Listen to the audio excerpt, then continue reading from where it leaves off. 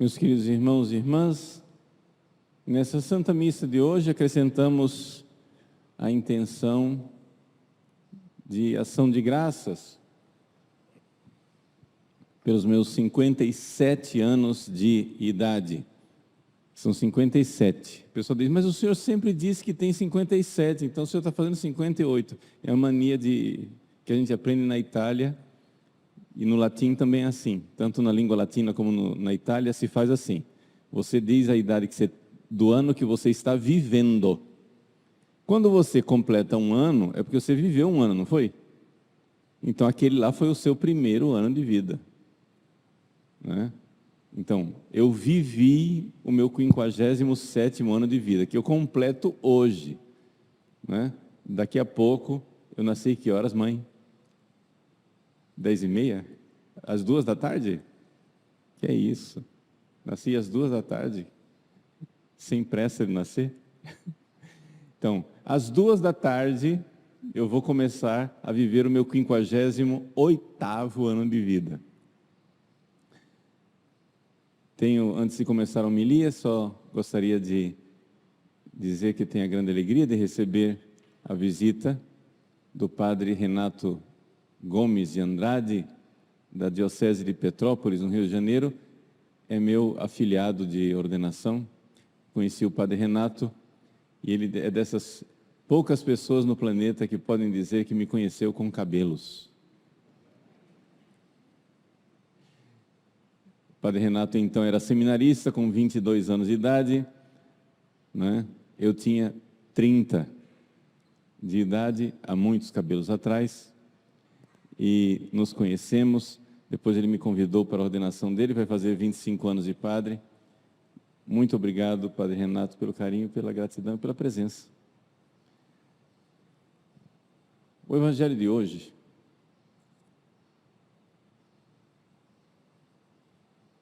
é o início das parábolas da misericórdia, capítulo 15 de São Lucas. A parábola mais conhecida é a do filho pródigo, que não foi lida hoje. Foram lidas só as duas primeiras parábolas, da ovelha perdida e do dracma perdido. E essas duas parábolas, de fato, embora a parábola do filho pródigo seja mais tocante, a parábola da ovelha perdida e do dracma perdido talvez descrevam melhor aquilo que Deus fez na minha vida. Só para avisar, eu não sou o assunto da homilia. É o que Deus fez que é o assunto da homilia. O que Deus fez? Assim, eu não posso olhar para a minha vida e dizer assim, eu vivi a vida de um grande pecador que então se converteu e voltou para Deus. Eu até fui um menininho comportado, né? Só que o que acontece é aí que a gente deve valorizar a atitude de Deus.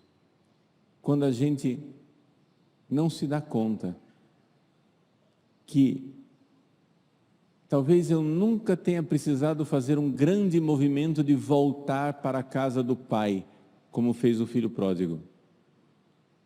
Mas Deus fez o constante movimento de me procurar perdido. Essas são as duas características das duas primeiras parábolas, essa grande atividade de Deus. O filho pródigo foi o filho pródigo que lá caiu em si, se arrependeu e disse, vou voltar para a casa do meu pai. Existem conversões assim. Existem conversões em que a pessoa precisa dizer: vou mudar, chega.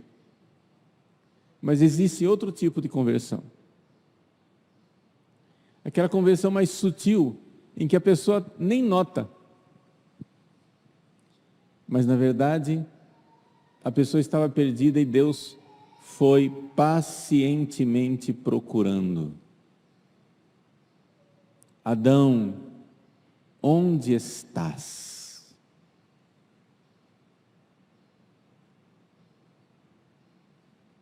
Depois do pecado de Adão e Eva se esconderam de Deus. E foi Deus quem desceu à procura do homem. E isso é a grande verdade de toda conversão. A iniciativa é sempre de Deus. Quando você estava escondido de Deus, Deus veio atrás de você. Você não notou, talvez, mas Ele estava procurando você. Adão, onde estás? Nós vivemos escondidos de Deus, esquecidos de Deus.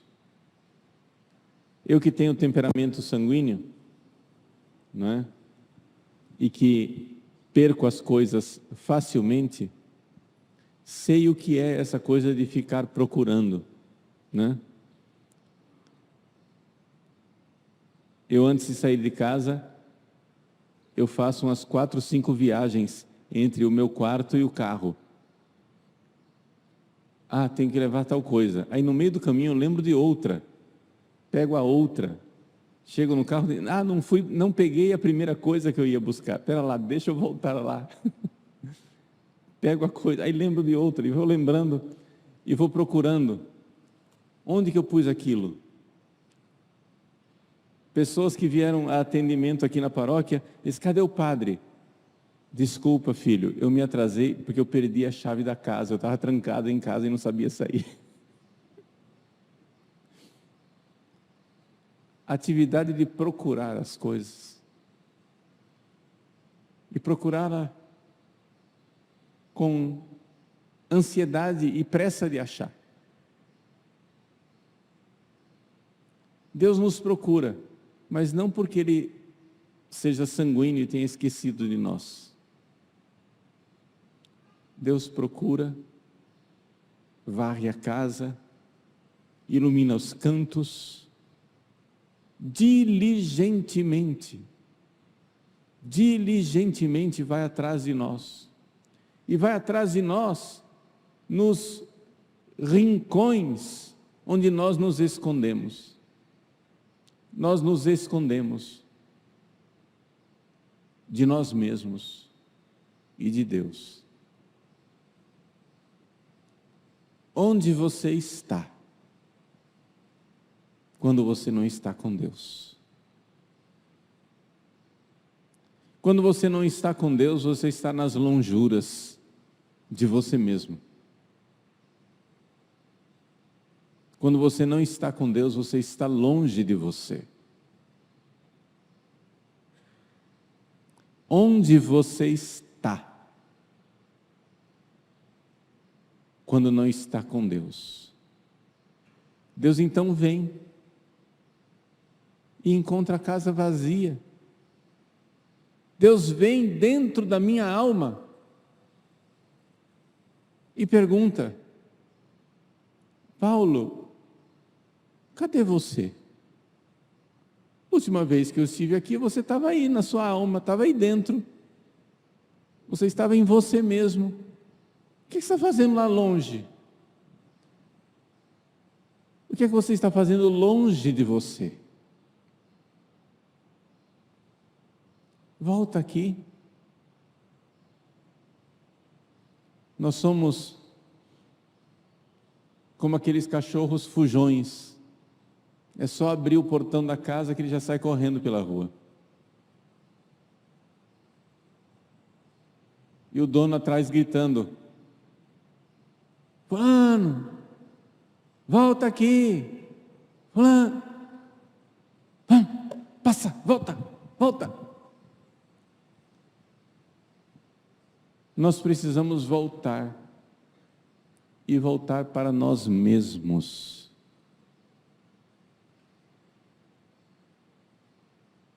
Onde eu estou quando eu não estou com Deus? Quando você não está em estado de graça, quando você não está na santidade, quando você não está na alegria da casa do Pai, onde você está? Esquecido de si. Então a primeira coisa, lembra-te quem tu és. Existe aquele famoso filme, já antigo, da Disney, O Rei Leão. O Rei Leão é a história de um pequeno leão que é o herdeiro do trono.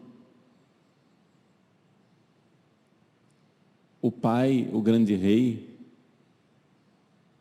Mufasa, morre. E o tio, que é mau, toma o lugar do trono. O Simba, que é o verdadeiro herdeiro, se perde numa vida vadia. Ele encontra dois amigos que ensinam para ele a ficar cantando Hakuna Matata. Hakuna Matata é, em língua Swahili, uma língua africana da República Democrática do Congo, que quer dizer, em bom português, tô nem aí. Hakuna Matata, não tem problema, estou nem aí. Dar de ombros para a vida. Viveram uma vida desleixada, viveram uma vida banal, viveram uma vida festando. E os três vivem uma vida de adolescentes descompromissados, sem grande coisa. Um belo dia, o Simba encontra um sábio ancião, que no filme é um babuíno. E o sábio ancião diz que conhece o pai dele. Eu conheço seu pai, Mufasa. Aí o Simba diz, infelizmente meu pai morreu. E o ancião diz, não, seu pai não está morto. Como assim? Venha, eu vou mostrar seu pai. E os dois descem no meio da selva e de galhos. Claramente no desenho animado se vê os dois num caminho de descida, por meio de uma selva embrenhada, até que eles chegam na beira de um lago. O sábio diz para o Simba, veja. E o Simba olha para a água e vê o reflexo dele mesmo. Mas esse não é seu pai. Esse não é meu pai, esse sou eu. O sábio diz, não. Olhe mais profundamente. E o Simba olha e aparece a imagem do pai na água. De repente, numa espécie de teofania, as nuvens começam a se formar no céu e aparece o pai dele, lá no céu, que fala com ele. E diz, Simba, você se esqueceu de mim. E o Simba diz, não pai, eu nunca esqueci de você. E o pai diz, esqueceu sim. E de fato, o Simba estava sendo sincero. Algumas poucas cenas antes no filme, ele estava lembrando do pai. Lembrando dele criança, brincando com o pai, rolando na grama. Mas o pai diz, não Simba, você se esqueceu de mim, porque você se esqueceu de quem você é. Você é o filho do rei, o verdadeiro herdeiro do trono. E o Simba então se dá conta como ele ficou diferente daquilo que ele é. Ele foi criado para ser o herdeiro do trono, o príncipe real, o príncipe de sangue. E viveu numa vida dissoluta, perdida.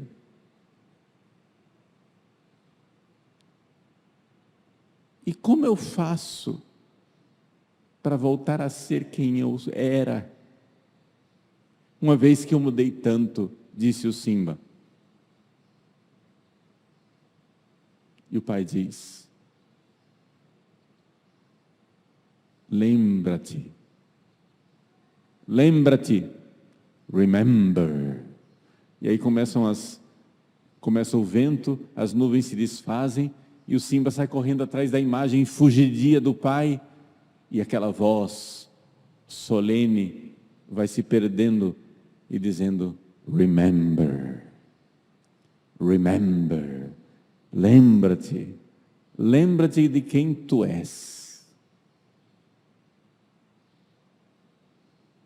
Quem sou eu?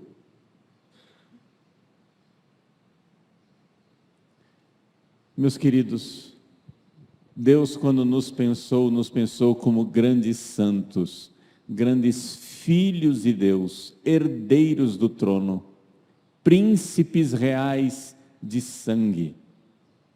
Nós somos membros do seu divino Filho Jesus Cristo. Lembra-te quem tu és. Lembra-te, cristão, de tua dignidade. Onde estás? Deus hoje desce para passear conosco na brisa da tarde, como fez com os nossos primeiros pais, e diz: Adão, onde estás? Onde você está quando você não está com Deus?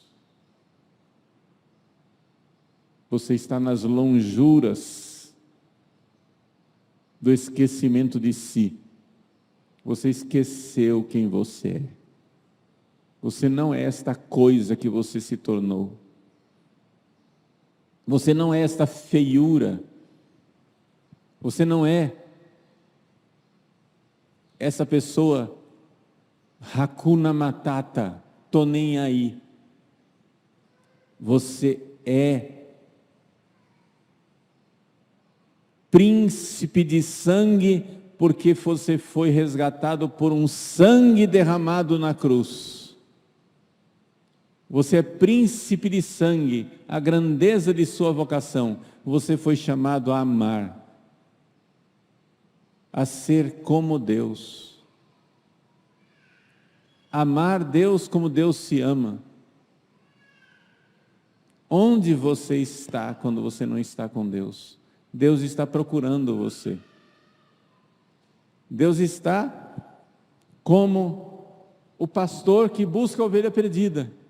Deus está como a mulher que varre a casa e busca o dracma perdido. Deus está como naquele primeiro jardim, perguntando: Adão, onde estás?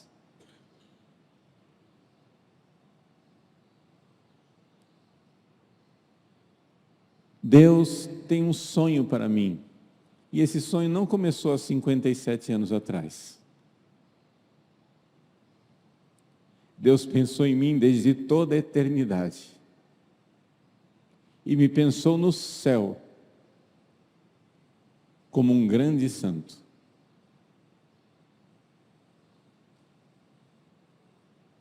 Celebrar o aniversário é mais uma vez ver esse ato de misericórdia de Deus, que nos dá mais uma chance e diz: onde estás? Não foi isso que eu pensei para você. Você não está sendo o homem que eu sonhei. Deus entra na minha alma e encontra a casa vazia. Para onde foi o Paulo? Volta aqui. Volta para casa. Volta para você. Volta para a sua vocação. Volta para a grandeza do amor. Exorciza todo o espírito de preguiça de amar, de descompromisso, de não pagar o preço do amor. O espírito que dá de ombros. E então a alegria. As 3 parábolas da misericórdia terminam com a alegria. A primeira parábola,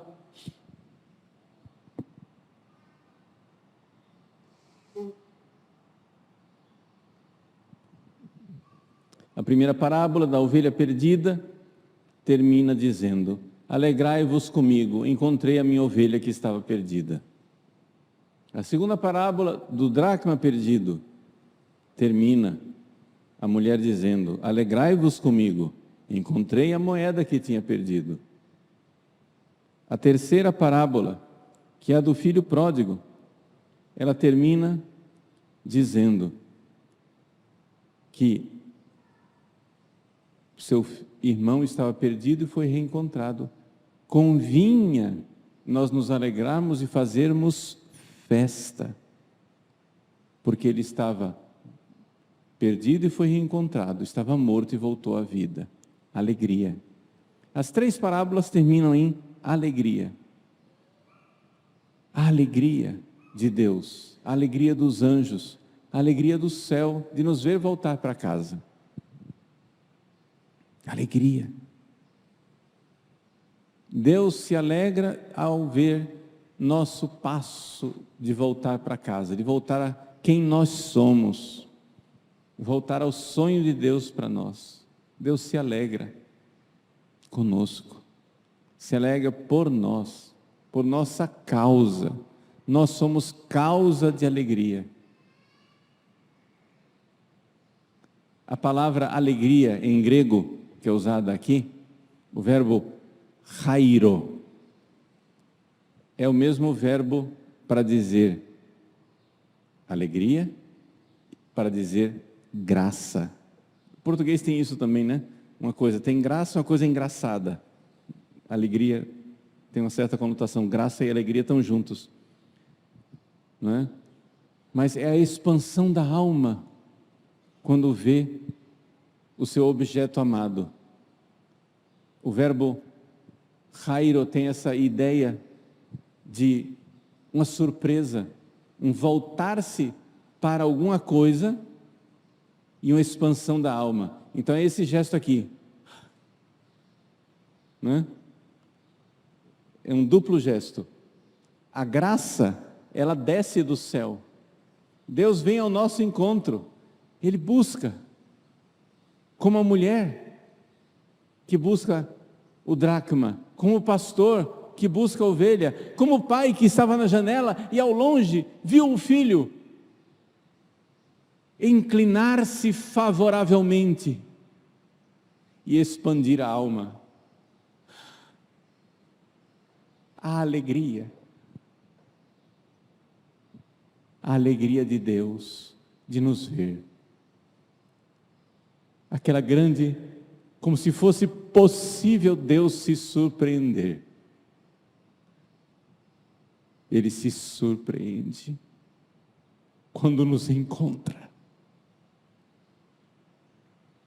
Inclinar-se favoravelmente e expandir a alma. Esse é o movimento de Deus. Esse é o movimento do céu ao se alegrar conosco.